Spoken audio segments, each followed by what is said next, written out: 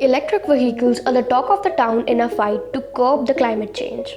From Beijing to Paris, governments are rushing their citizens to buy EVs by providing them with subsidies.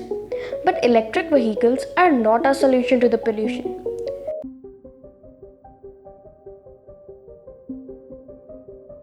The first electric car can be dated back to 1828 when Anios Jedlik invented a basic electric motor and created a small model car powered by his motor.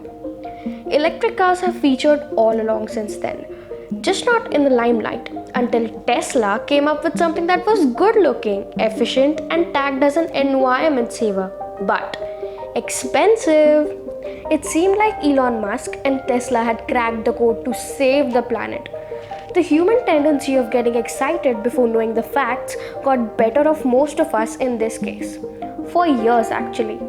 A report by the Green Age UK states that manufacturing of a mid-range EV results in about 15% more emissions than a gasoline car.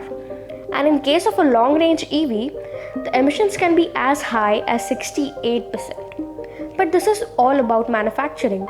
Things do change on the road. EVs don't have exhausts, so they won't emit pollutants. But the wearing of tires, brakes, and road surfaces still causes particle pollution. Apart from that, heavy trucks and airplanes still don't have a viable electric alternative to them. While Oslo has the most number of Teslas in the world and is also making a difference at the same time. Same cannot be said for Delhi. The first reason being that Norway is producing the majority of its energy from renewables, while India's primary source of electricity is through coal power plants. Charging an EV by electricity produced by a coal power plant will not only pollute the environment more, but also put enormous pressure on an already weak power supply system in India. Secondly, Norway has one of the highest GDP per capita, which helps the people to buy an EV, which to be honest is an expensive deal in a country like India.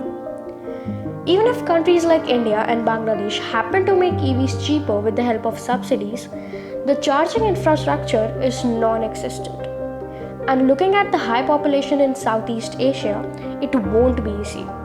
Investing in clean energy and sustainable cities seems like a viable option before pushing electric cars on the scene.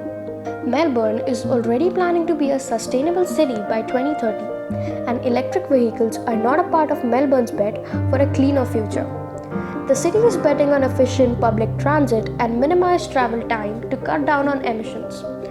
What are your thoughts on this topic? Comment them in the comment section below and subscribe to Scandinavia for more. Thank you for watching.